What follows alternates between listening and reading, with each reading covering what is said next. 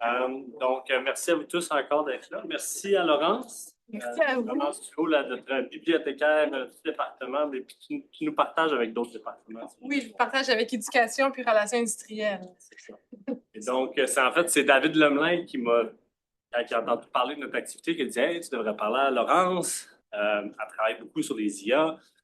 Puis, comme vous voyez, elle développe aussi des accès pour les étudiants, du coup, avec différents outils. Fait que je me suis dit, pourquoi l'inviter pour venir nous parler un peu de ce qu'elle connaît, ce qu'elle fait, ce qu'elle a appris dans les derniers mois. Puis, en même temps, ça a été pratique pour elle d'être là ce matin, d'assister à vos ateliers pour en apprendre aussi sur c'est quoi les outils que vous trouvez intéressants. Fait que, un gros merci d'être venu en personne. Merci à Marie-Pierre.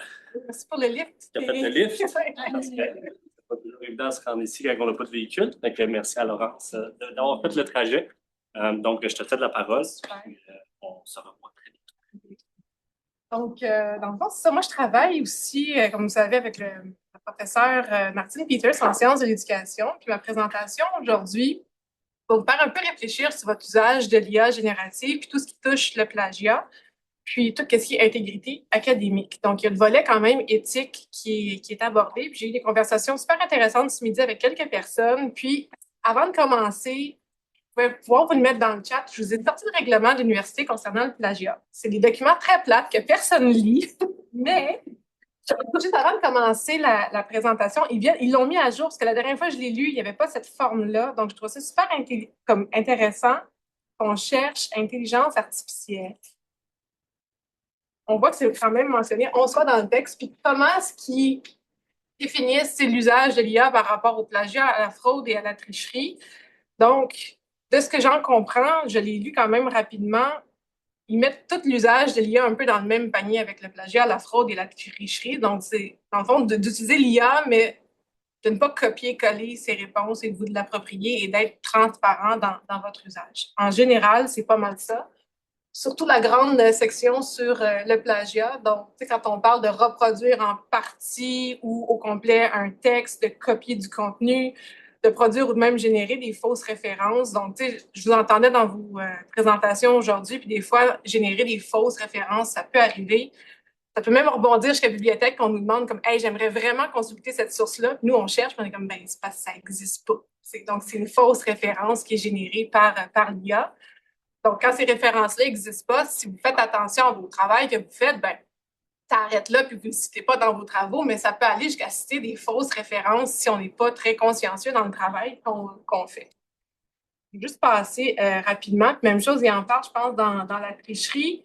Donc, obtenir toutes sortes de formes d'aide via l'IA aussi. Donc, pendant les examens et tout, ça peut poser des problèmes.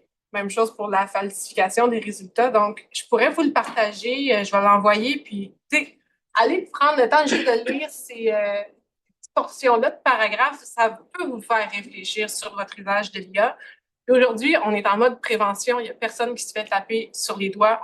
On utilise tous l'IA, mais j'aimerais ça qu'on réfléchisse ensemble à justement comment est-ce qu'on peut l'utiliser de manière un petit peu plus réfléchie.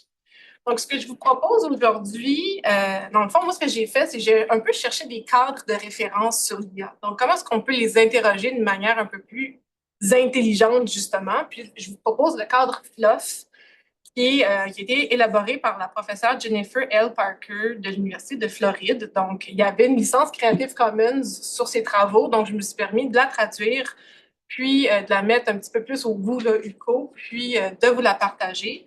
Donc, j'aime beaucoup son cadre parce que, puis je vais vous expliquer toutes les lettres et tout ça, tout ce que ça veut dire, mais c'est comme une façon un peu de penser à votre requête, comment vous allez la rédiger pour que l'IA vous donne des réponses intéressantes.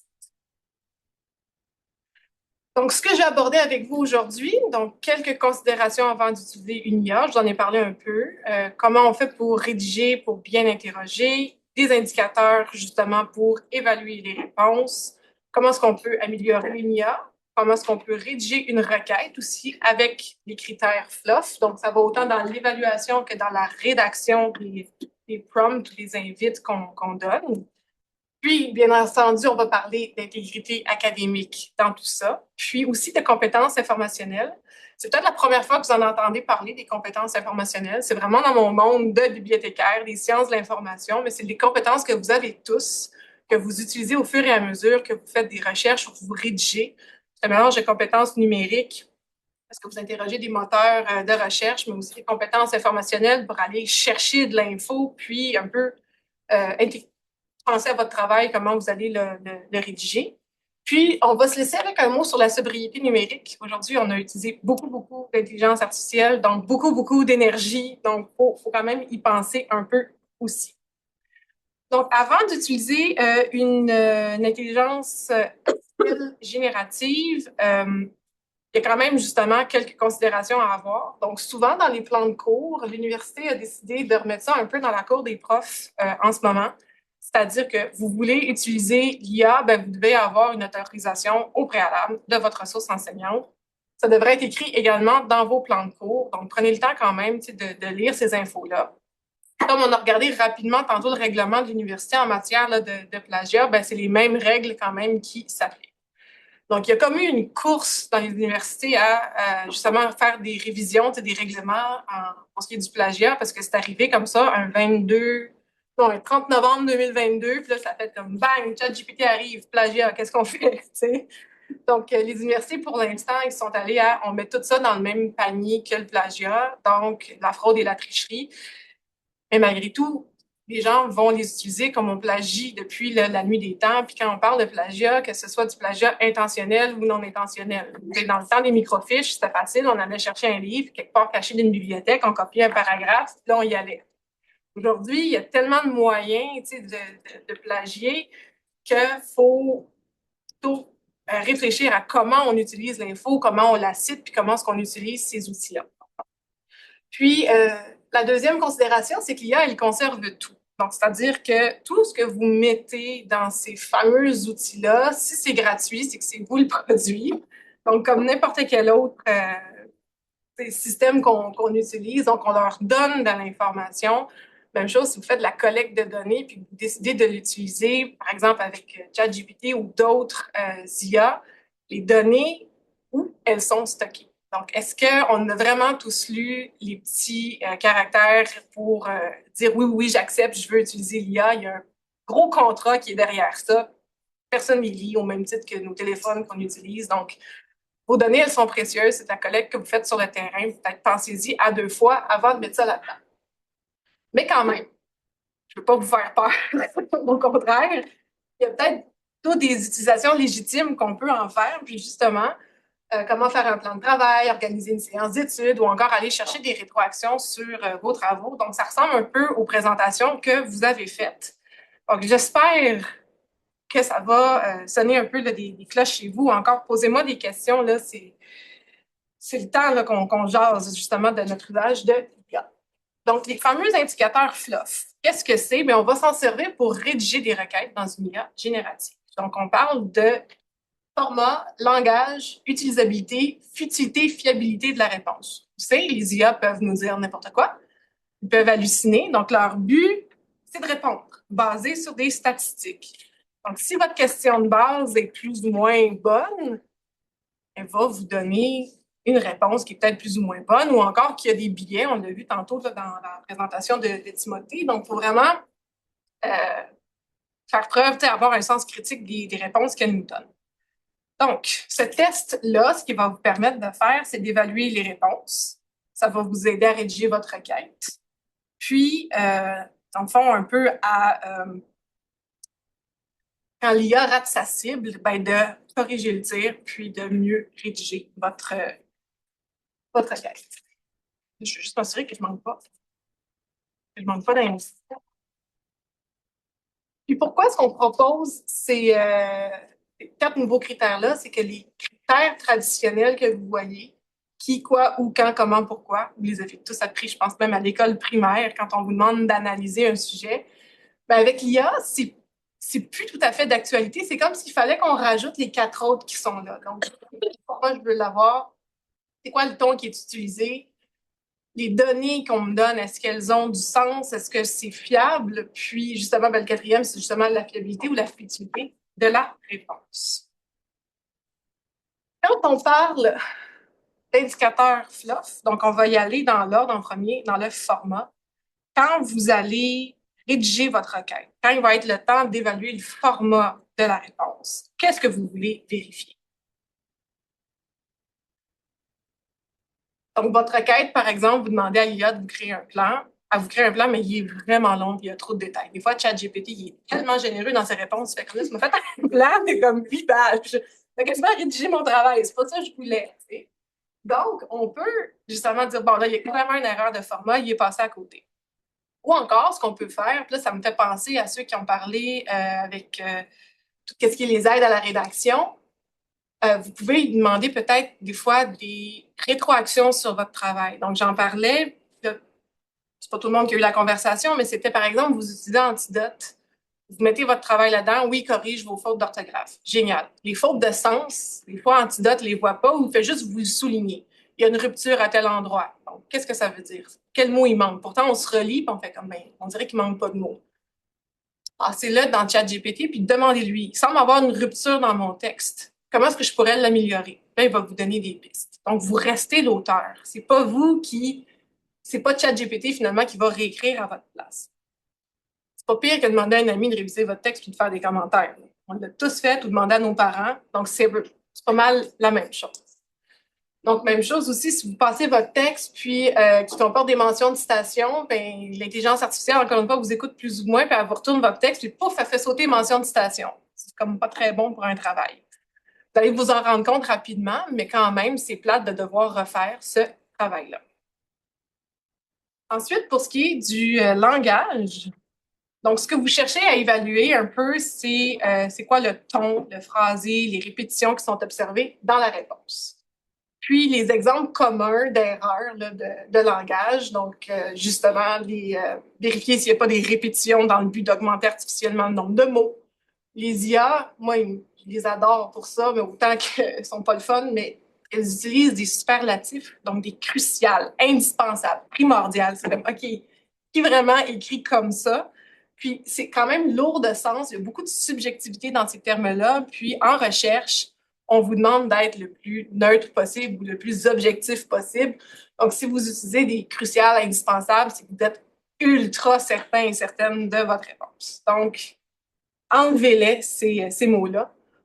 Ou encore, demandez-lui dans votre requête d'utiliser un ton le plus neutre possible. Il devrait se calmer les nerfs. Il devrait se calmer un peu. Ensuite, il y a les critères d'utilisabilité. Donc, qu'est-ce que c'est? C'est l'analyse de la cohérence puis de la crédibilité des propos qui sont générés par l'IA. Donc, c'est à ce moment-là que vous allez vérifier si ce qu'elle vous dit, c'est vrai ou si c'est écrit dans la science. Donc, est-ce qu'il y a des articles scientifiques qui portent sur un peu les idées qu'elle vous a générées? Puis, comme je vous disais tantôt, les IA peuvent faire des hallucinations, d'où justement utiliser des fausses références générées par l'IA. Tu sais, on peut lui demander de générer des références bibliographiques. Puis tous les textes ont l'air tellement intéressants. C'est comme le texte répond super bien, mais des fois, c'est pas des vraies références. Donc, erreur, justement, donc c'est vraiment là le bout où ce que vous allez dans les moteurs de recherche puis que vous validez si c'est vrai ou pas ce qui est dit. Et le dernier critère qui est la utilité ou fiabilité là, de la réponse, c'est l'évaluation globale de la réponse. Donc, c'est-à-dire que c'est de vérifier s'il y a bien compris votre requête, puis vous cherchez aussi la présence de jargon. Donc, des fois, en sciences, ben, vous avez votre propre langage. C'est du langage qui est justement de votre discipline. Ça, c'est bon, vous le gardez. Mais des fois, par exemple, si c'est plus dans le domaine juridique ou en santé, des fois, le jargon peut vraiment, dépendamment à qui on s'adresse à des médecins ou à des avocats, OK, on utilise leur langage, mais si on s'adresse au grand public, ben là, peut-être qu'on veut enlever ce langage-là aussi qui est trop technique.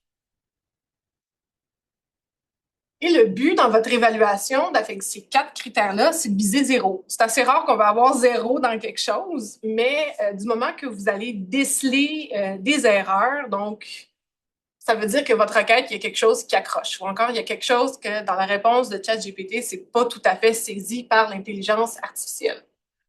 Donc, ce qui est à retenir, c'est votre format. Donc, ça doit vraiment correspondre au à votre requête initiale, le langage des phrases claires, sans ambiguïté, simple et non alambiqué. Des fois, il peut nous faire une réponse, on est comme, pas sûr. Ensuite, l'utilisabilité des sources vraies, puis justement présenter de l'info de manière précise, informative, tout en tenant compte là, de votre lectorat. Ce que vous pouvez faire aussi, c'est que c'est sûr que plus votre requête va être précise, meilleure va être la réponse de l'IA.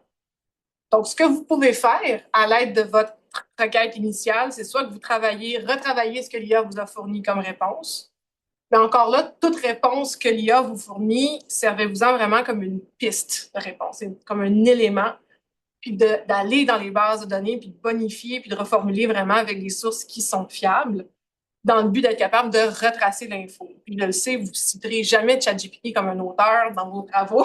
Je suis contente de voir des noms. Ben justement, vous allez aller dans les bases de données pour dire si c'est vrai, est-ce que c'est vraiment une vraie bonne idée ou c'est une fausse bonne idée. Quand même, je me permets de dire, ne copiez-collez jamais une réponse générée par une IA dans vos travaux. Soyez vigilants. Des fois, c'est facile de faire une erreur au même titre que dans un article, on prend une partie d'un paragraphe, on dit « Oh, wow, ça c'est super intéressant », puis on continue de rédiger, puis on a oublié soit de le citer ou encore de le paraphraser puis de le citer une seconde fois. Donc, faites attention de ne pas vous tromper, tout simplement. L'erreur arrive rapidement. Donc, ça, c'est tout simplement un tableau qui résume, encore une fois, comment est-ce qu'on peut améliorer une requête. Et là, il vous reste encore un peu d'énergie. Ouvrez ChatGPT si ça vous tente. J'ai gardé en exemple les réponses que ChatGPT m'a données. On peut rédiger une requête à partir justement de ces critères-là. Donc, ce que je vous propose, c'est de reprendre les éléments traditionnels, donc qui, quoi, où, quand, comment, pourquoi. Puis ensuite, d'ajouter les critères format, langage, utilisabilité et utilité et fiabilité de la réponse. Là, dans la deuxième portion du tableau, c'est de se dire, bon, comment est-ce que je réponds à chacune de ces questions-là? Donc, par exemple, on est qui? On est des étudiants en sciences naturelles.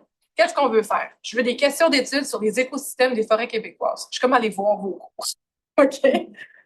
Vous êtes dans un cours universitaire de deuxième cycle. Donc, déjà là, en partant, on ne veut pas qu'il se mélange avec le premier cycle. Puis, qu'est-ce qu'on fait? Ben, je veux dire, quand on est à la fin du trimestre, on veut préparer des questions d'examen final qui aura lieu en salle de classe. Donc, on s'entend qu'un examen en salle de classe n'a pas 25 questions.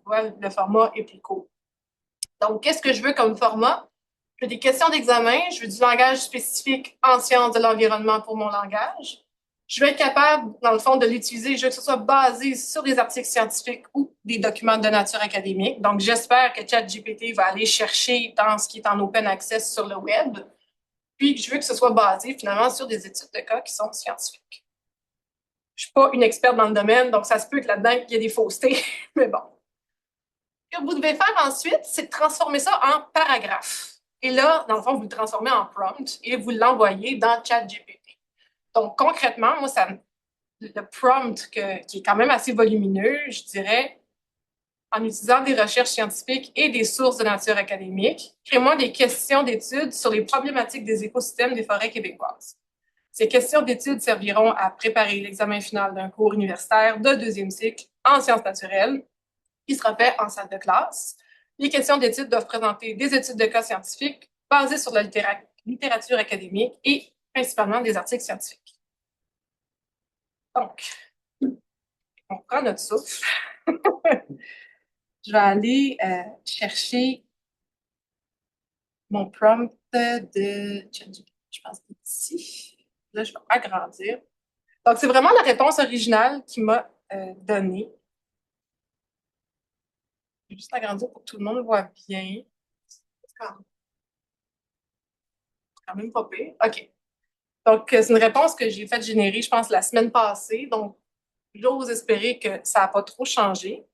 Donc, je trouve ça intéressant. Il m'a dit, voici une série de questions d'études basées sur des articles scientifiques. Donc, il reprend quand même là, ce que j'ai demandé. Et là, qui va? Il dit l'impact des pratiques de reboisement sur la biodiversité forestière au Québec. Là, ensuite, j'ai mathématiques, puis il me pose des questions. Puis ensuite, basé ou sur l'article de Leclerc 1993. Et là, j'ai été agréablement surprise parce que quand j'ai fait cette présentation-là la première fois, il ne me sortait pas des sources. Puis là, maintenant, on dirait qu'il a comme évolué. Donc, son Pokémon a évolué. Puis là, c'est comme, ah, je suis capable de citer mes sources. Donc, je trouve ça super intéressant. Au moins, il me dit où il est allé chercher ces informations. Est-ce que l'étude de Leclerc 1993 est une vraie étude? À ce moment-là, il faudrait juste faire une vérification, tu sais, dans soit Google Scholar ou le catalogue de la bibliothèque. Puis là, ben, vous voyez, j'ai toutes mes questions qui sont là. Et là, c'est vous plus les experts du sujet. Selon vous, est-ce que ça a du sens ou c'est vraiment trop orienté? C'est ça un peu là, la question. Est-ce qu'on est dans les clichés? Là? Par exemple, la BTB, ça a été tellement étudié beaucoup, beaucoup. Est-ce que ça fait partie d'un des biais? Est-ce que vous le voyez réellement ou pas? Est-ce qu'il y a d'autres secteurs qui pourraient être plus étudiés? On s'entend que ChatGPT n'est pas un élève dans le cours non plus, donc il ne sait pas ce qui se discute. Ça pourrait aussi être basé un peu plus sur vos notes de cours. Il y en a beaucoup qui font ça aussi. Prennent des notes de cours, envoient ça dans le ChatGPT, puis essayent d'organiser aussi des séances d'études. Donc, vous pourriez faire ça aussi, puis probablement que ce serait beaucoup plus euh, intéressant que peut-être juste basé sur quelques articles ici et là.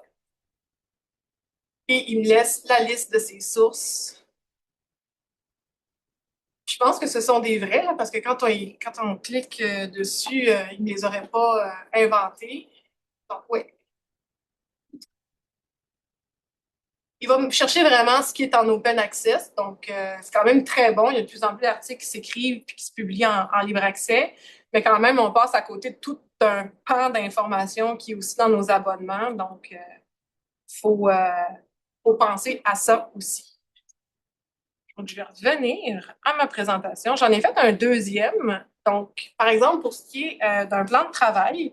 Donc là, on rentre vraiment plus dans le volet rédaction. Donc, je sais qu'il y en a que ça peut faire sourciller un peu. Tu sais, on parle d'intégrité et tout ça, mais je pense qu'avec un plan de travail, on demeure intègre. Justement, ça sort du syndrome de la page blanche.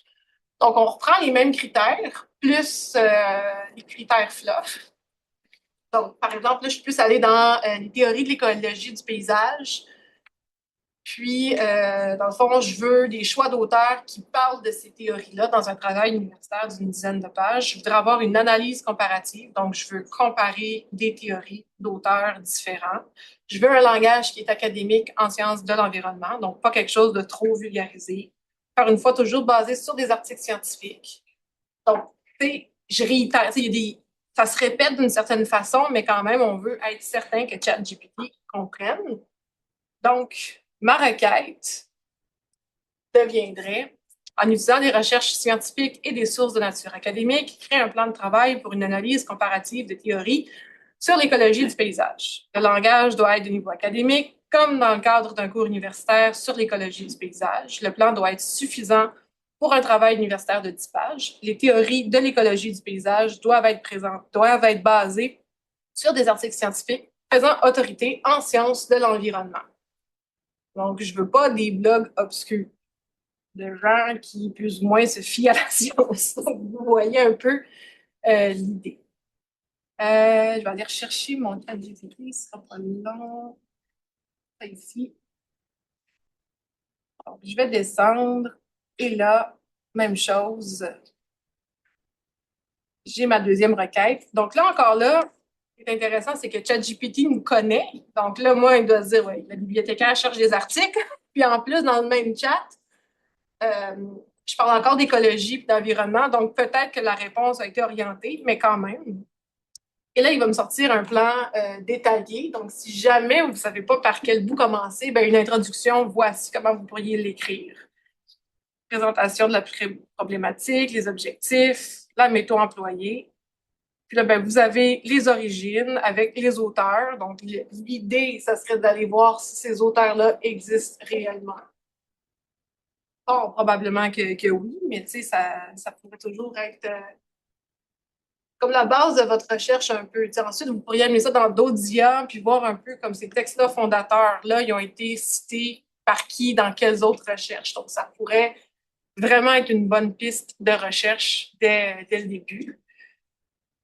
Ensuite, ben, il y a toutes les théories, puis il les compare avec d'autres.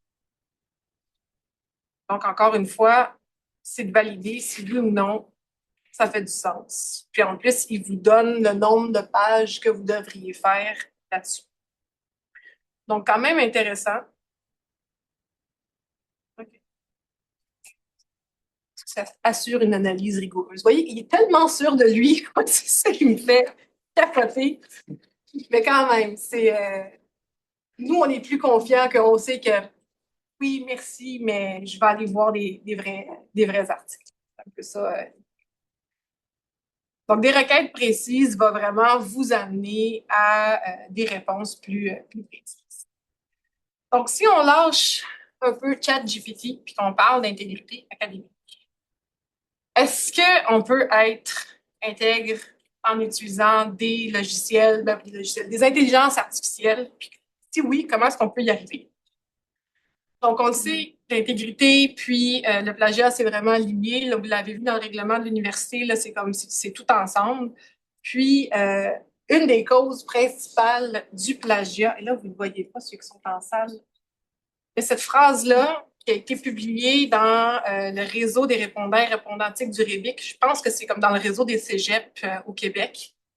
En 2020, quand ChatGPT n'existait pas, les gens affirmaient qu'ils pensaient que c'était moins malhonnête de plagier une source numérique qu'une source papier.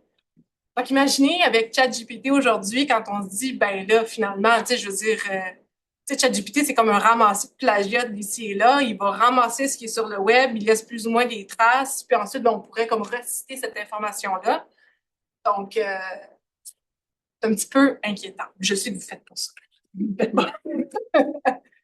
Mais tu sais, souvent, ces présentations-là, ça s'adresse surtout à des étudiants qui sont au premier cycle, donc qui arrivent dans le monde académique, qui n'ont peut-être pas toutes ces notions-là de citation, d'information, bien maîtriser des normes de présentation. Donc, ça porte à faire, ça fait réfléchir, tout simplement. Puis, je pensais que j'étais pas en mode. OK. Puis, malgré tout ça, si on peut encore parler de plagiat un petit peu, les causes vont toujours demeurer les mêmes. Donc, la première, c'est on ne sait pas exactement c'est quoi le plagiat, donc jusqu'où on peut aller. La deuxième cause, ils ne sont pas tout en ordre, là, mais la deuxième, c'est vraiment une méconnaissance des normes de rédaction ou de citation bibliographique qui, ici, on se rappelle tout de la première fois, on se fait dire, suis les normes APA. Là, t'es comme, c'est quoi les normes APA? Comment est-ce que je cite? Ou encore comment vous allez développer votre style rédactionnel. Il y a ça aussi. On peut avoir aussi la perception de tout ce qui se trouve sur Internet appartient à tout le monde. La notion d'auteur se perd un peu, ce qui est moins le cas quand on est en train de consulter là, des articles scientifiques ou des livres. Mais quand même. Puis sinon, ben, tout ce qui est difficulté rédactionnelle, manque de temps. Il y avait l'exemple de la procrastination tantôt. On rit, mais là, vous riez pas, mais vous riez peut-être. C'est un gros facteur, la procrastination. On se dit là, j'ai plus de temps, je vais aller vite, puis let's go, on fait un travail qui est un petit peu botcher ses barres. Donc, ça peut arriver. L'autre, c'est justement la pression pour obtenir des bons résultats. Je veux absolument avoir une bourse. Donc là, on prend tous les moyens permis ou non pour y arriver. Puis, ou encore, ça peut être d'avoir le sentiment de ne pas être capable de faire le travail. C'est trop compliqué. Donc, j'ai demandé de l'aide de l'IA, mais encore là, si on ne comprend pas trop ce qu'on doit faire, puis que l'IA nous donne des réponses, puis on pense que c'est bon, pour être accusé là, de plagiat parce que ça devient peut-être difficile d'expliquer votre raisonnement, d'où proviennent ces idées-là. Puis, le manque d'intérêt pour un travail. Mais le dernier, c'est avoir, tout le monde triche. Pourquoi est-ce que je ne tricherais pas? Moi aussi. Donc, vraiment, c'est des cas qui sont documentés. Puis, probablement qu'ici, et incluant moi-même, on a tous probablement déjà plagié dans nos travaux, et ça de manière maladroite, c'est-à-dire une mauvaise paraphrase. On a peut-être changé des mots ici et là, on a repris une phrase, on a cité. On ne s'est pas fait prendre, mais c'était probablement plus ou moins correct ce qu'on faisait. Donc, il n'y a personne qui est sans tâche dans son dossier, j'en suis convaincue. Puis, dans le fond, l'intégrité, avec tous les efforts que vous allez faire, ça se voit dans vos travaux parce que, justement, il y a une démarche intellectuelle qui est faite dans votre travail. Vous allez être fier des résultats que vous allez avoir obtenus. Puis, c'est des compétences qui vont être utiles tout le long de votre vie. Donc là, vous êtes en salle de classe, mais quand vous allez être des professionnels ou encore si vous travaillez déjà dans certaines organisations, ben, vous voulez être intègre dans le travail que vous faites, puis la décision finale, ben, c'est vous qui l'avez et non l'IA. Donc, l'idée, c'est d'être capable d'analyser tous les pour et les contre, finalement, de prendre une décision éclairée avec l'usage ou non de l'IA. Puis, ça, c'est super important. Si tout le monde est intègre, ben, votre diplôme a une valeur. Ça, c'est sûr. Et là, donc, on est dans l'IA, honnêtement, je pense que c'est impossible de l'éviter. Donc, si vous décidez de l'utiliser, je vais juste tasser ça ici. Si vous décidez de l'utiliser, vous pouvez vous poser les 5 questions qui sont ici. Donc, c'est vraiment comme une à la suite de l'autre.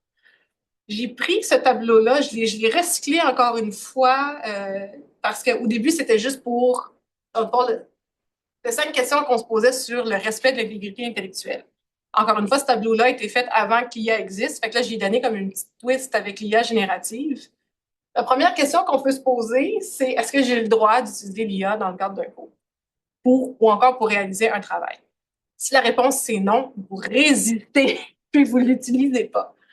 Mais si c'est oui, ben assurez-vous justement de respecter les balises qui sont émises par vos enseignants ou encore votre directeur ou directrice de thèse pour thèse ou mémoire dans votre travail.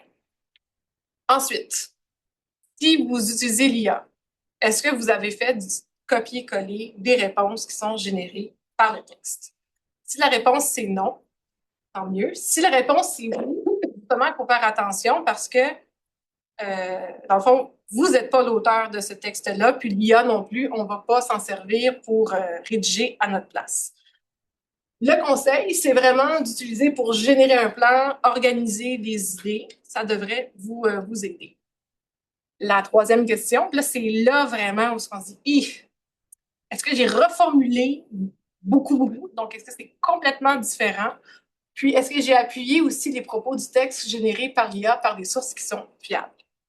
J'espère répondre tous oui à cette question-là, mais sinon, c'est vraiment considéré comme du plagiat. Donc, on n'a aucune idée justement d'où proviennent les sources de l'IA, cette fameuse boîte noire-là, là, qu'est-ce qui est allé interroger, c'est quoi son modèle statistique pour répondre, je ne le sais pas. Donc, il faut vraiment faire attention. Ce qui pourrait être intéressant, par contre, c'est d'avoir une conversation avec l'IA. Donc, discuter de votre sujet, demandez-lui peut-être des points de vue qui sont différents, puis ensuite aller dans les bases de données pour aller valider si l'info, elle existe. La quatrième va venir rejoindre l'équipe qui a parlé aujourd'hui des images. Donc, si vous avez généré une image, une photo, un graphique ou tout autre contenu, vous êtes transparent tout simplement et vous le dites, ça a été généré avec l'IA, mais basé sur vos données recueillies sur le terrain. Et le dernier, qui ici n'a jamais fait des travaux d'équipe. Donc, le dernier, c'est assurez-vous d'avoir une compréhension commune de ce qu'est l'intégrité académique. Donc, quand vous êtes seul, vous êtes le seul et unique responsable de votre travail. Mais sinon, quand vous travaillez en équipe, ben, c'est l'équipe ensemble. Donc, ça passe ou ça casse tout le monde ensemble. S'il y en a 3 qui ont été intègres, mais malheureusement, il y en a un ou une qui a triché ou qui a plagié, qui a utilisé l'IA de façon complètement épouvantable, ben, c'est le complet qui passe. Naturellement, vous allez réviser votre travail, puis le membre fautif de l'équipe, vous allez y parler, mais ça devrait vraiment, là, ces 5 questions-là devraient vraiment vous aider à faire comme, bon, est-ce que j'ai une utilisation légitime et intègre de l'intelligence artificielle? Donc, on revient un peu, là, générer des idées, se l'approprier, copier-coller, justement, là, la frontière est quand même assez floue. Il faut quand même apprendre à les utiliser parce qu'on sait que ça s'insère un petit peu partout. Puis, un des critères, vraiment, on en a parlé peut-être un petit peu aujourd'hui, mais c'est la transparence. Donc, il faut assumer notre utilisation de l'IA. Donc, si vous êtes prêt à dire là, de but en blanc, oui, j'ai utilisé l'IA pour réaliser mes travaux, et oui, comment je l'ai utilisé, donc de laisser un peu des traces de votre utilisation, vous avez un comportement qui est intègre. De plus en plus, il y en a même qui, justement, la professeure Martine Peters, elle a comme développé une série de logos disant à quel degré elle utilise l'IA. Donc, comme des logos, il y en a un, c'est 100% intelligence humaine. Donc, pas d'IA. Le deuxième, c'est, je pense, comme moitié IA, moitié intelligence humaine, puis le dernier qui est 100% IA. Donc, c'est comme une espèce de barème que vous pourriez utiliser dans vos travaux, ou même dans les emails que vous envoyez pour juste être transparent dans l'usage que vous faites.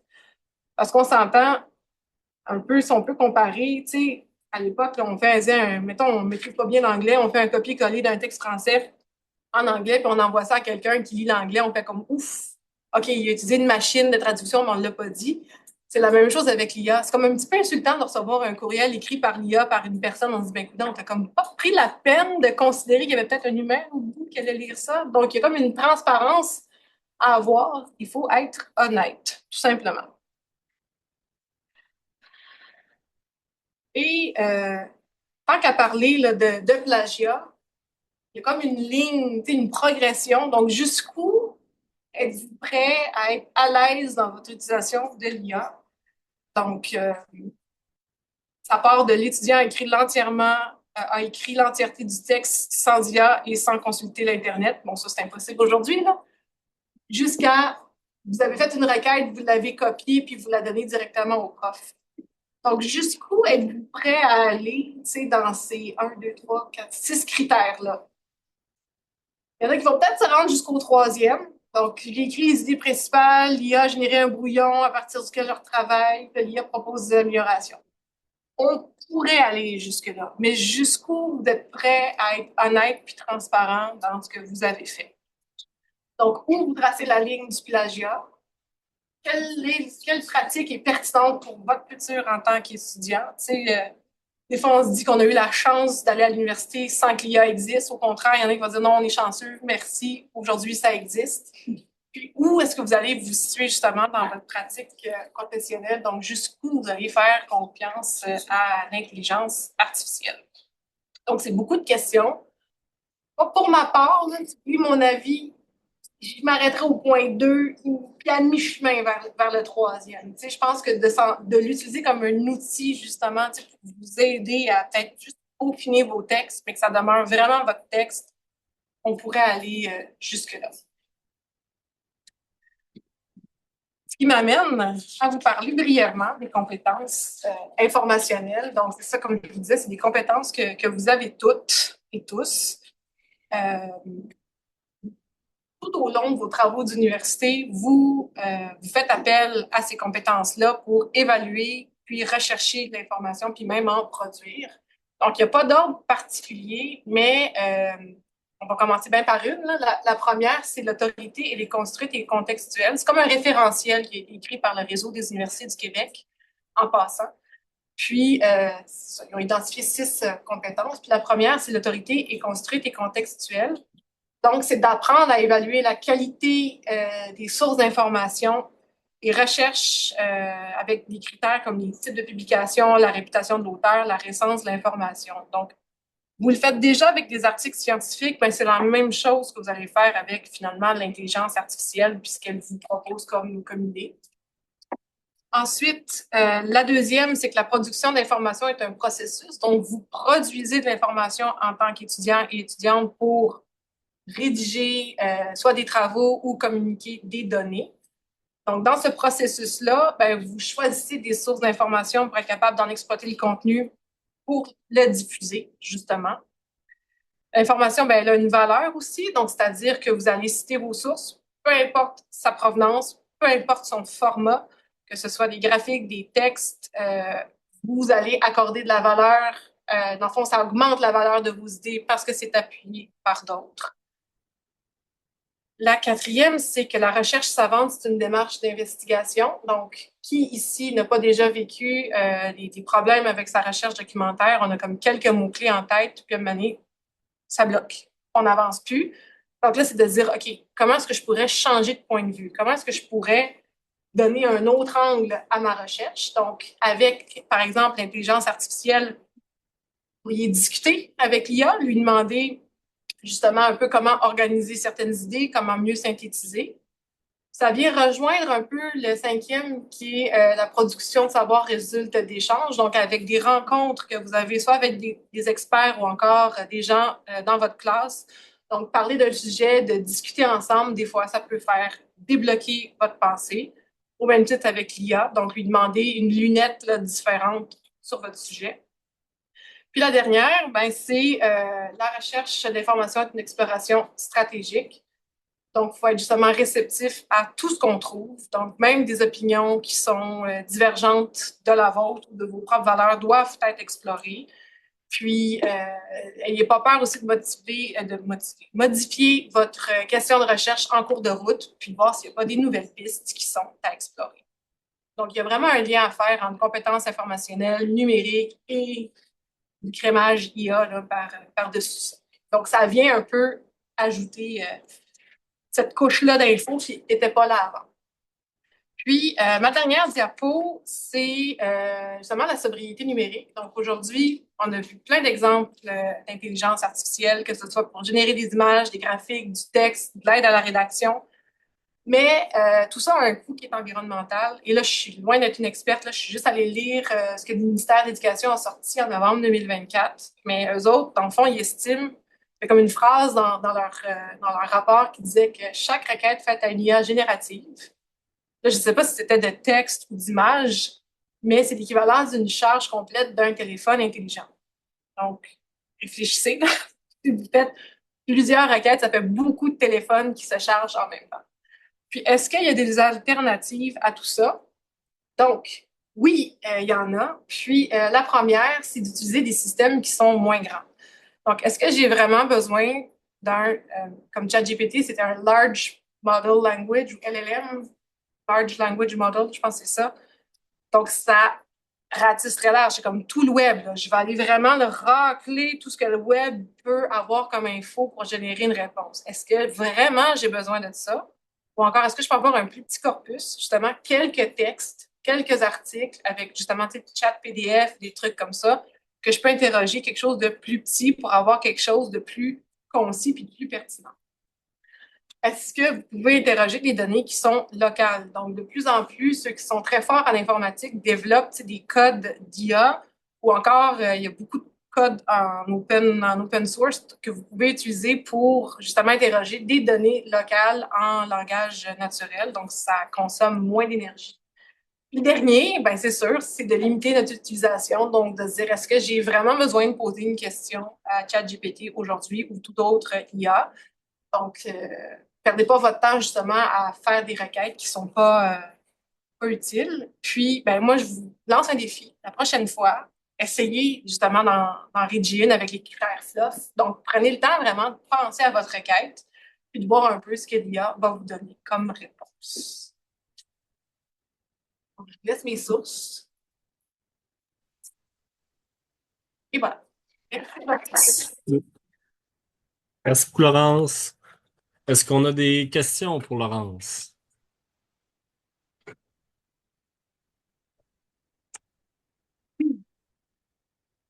Ce matin, dans la présentation, on avait vu une IA de reformulation. Oui. Quand on l'utilise, dans quel cas on se retrouve? Très bonne question. C'est jusqu'à quel point ça reformule ton propos initial. Donc, jusqu'à quel point, ça, c'est moi qui l'ai écrit, puis ça a été complètement reformulé par l'IA. Donc, puis je sais que probablement plusieurs se posent la question, on aimerait tous avoir une espèce de saut d'approbation, soit de la bibliothèque, nos profs en disant, c'est correct ce que tu fais. Malheureusement, je pense que la reformulation, euh, je pense que ça peut être mal vu d'une certaine façon de trop l'utiliser, au même titre que de demander, par exemple, à un ami qu'on sait qui est bon dans ce sujet-là, puis tu fais comme, hey, lis donc mon texte, j'aimerais ça que tu me corriges. Puis là, finalement, tout est reformulé, puis tout change. Ben là, à ce moment-là, on devient plus vraiment l'auteur de ce travail-là. Donc, il faut vraiment user là, de parcimonie avec ça. Pas facile. C'est pas facile. C'est une question éthique. Mais même dans la barre que tu montrais tout à l'heure, je trouve que là aussi, c'est difficile de vraiment jauger parce que on a tous des utilisations différentes et des perspectives, des points de vue différents. Donc, à quel point est-ce qu'on utilise l'IA et à quel point ça change notre travail, c'est aussi propre à chacun. Ouais. Mais jusqu'à quel point on est prêt à être transparent dans cet usage-là. Donc, si jamais demain matin, il y a quelqu'un qui dit « Oh, je pense que tu as utilisé beaucoup l'IA dans ton travail », ben, quelle réponse on va avoir? Est-ce qu'on veut le cacher ou on fait comme « Non, non, je l'ai vraiment utilisé, j'ai reformulé les passages ici et là. » Donc, c'est comme le degré d'honnêteté un peu, puis de confort par rapport à ça. C'est pas évident. Non. Parce que moi, je pense, par exemple, à l'utilisation de ChatGPT pour le codage R. Oui. Dans le fond, il te donne des informations que tu peux trouver par toi-même dans le web, sauf que ça va plus vite de l'utiliser lui. Fait que dans le cadre des analyses statistiques, est-ce qu'on est mieux de dire, ah, ben, la plupart des codes ont été fournis par par ChatGPT pour les analyses ou... Ben, je pense que par souci de transparence, il faudrait peut-être le mentionner, de dire que le traitement de données a été fait par ça. Tu sais, je pense que même dans les publications scientifiques, de plus en plus, je me souviens plus c'est qui, je pense que c'est toi qui me le disais, ou, tu sais, il y a comme des critères. Statement maintenant dans C'est ça, les guides de soumission des journaux. c'est Et ça. ça va changer selon le journal.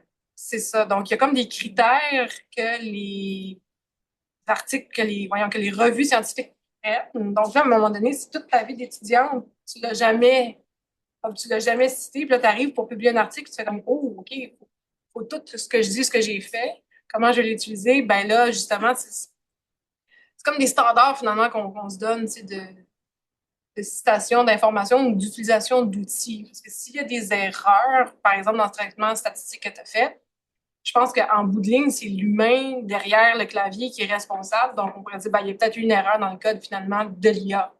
Donc, c'est comme si on valide ce que l'IA avait fait, puis on dit, OK, j'y fais assez confiance ou je suis assez connaissante pour me dire, oui, c'est bon. Mais tu sais, je pense que dans le cas que Sarah mentionne, souvent, c'est juste pour aller chercher une partie de code. Tu sais, c'est pas l'ensemble du code qui est fait par intelligence artificielle. Fait que c'est là que ça devient difficile parce que dans ce cas-là, tu te dirais pas les analyses statistiques ont été faites avec l'intelligence artificielle. C'est comme Ouais. si les gens ont regardé des forums en ligne, Stack Exchange, pour valider personne qui va dire Hey, j'ai trouvé une partie de mon code sur un forum Stack Exchange. Tu sais, C'est douteux. Ouais, fait que j'ai l'impression, tu sais, je pense à un des outils que Baptiste a présenté, où est-ce que tu rédiges ton code, puis à un moment donné, il va te proposer juste une ligne de code de plus, où il va te compléter une partie du code, mais il faut que toi, tu aies déjà une bonne idée de ce que tu veux faire. Bah, Fait puis que- en soi, pardon, je sais pas si tu veux terminer, Benoît. Non, vas-y, ça va.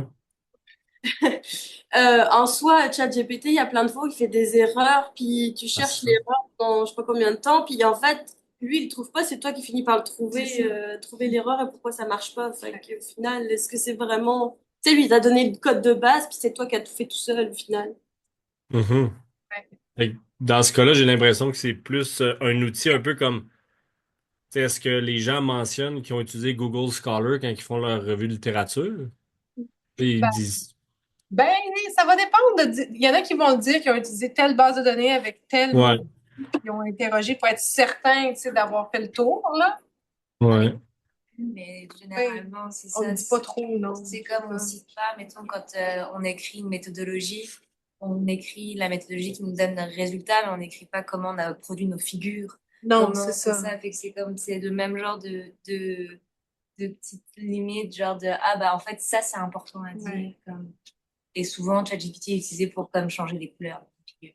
C'est comme je suis comme ah bah je vais le faire. C'est ça. Ça va être plus rapide que d'aller sur un forum.